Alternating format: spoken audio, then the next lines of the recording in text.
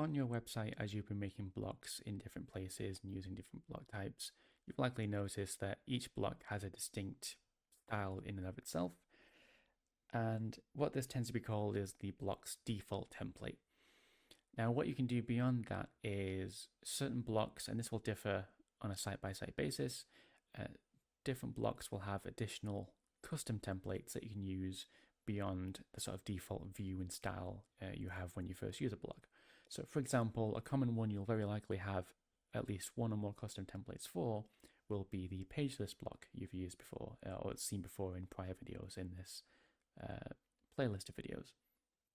So for example, right now I have on screen a page list, which is just listing pages beneath the one I'm currently on.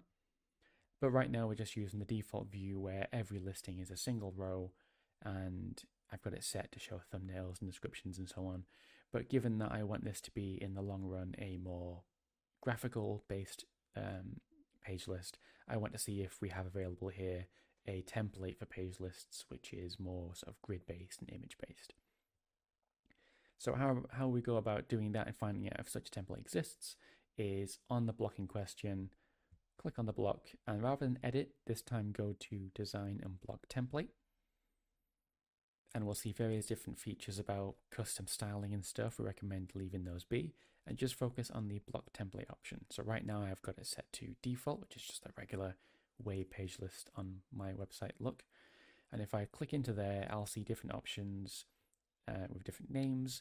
Some of these might be so highly bespoke they're only meant for certain parts of your site, such as say a homepage news list or something to that effect. Those ones tend to be just for one-off bespoke areas, but you'll likely have, at least with page lists especially, some more general purpose bespoke templates as well, such as in my case I have some options for thumbnail grids and a few different column layouts as well.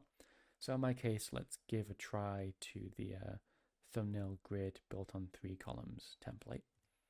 So I'll select that and I'll save my changes.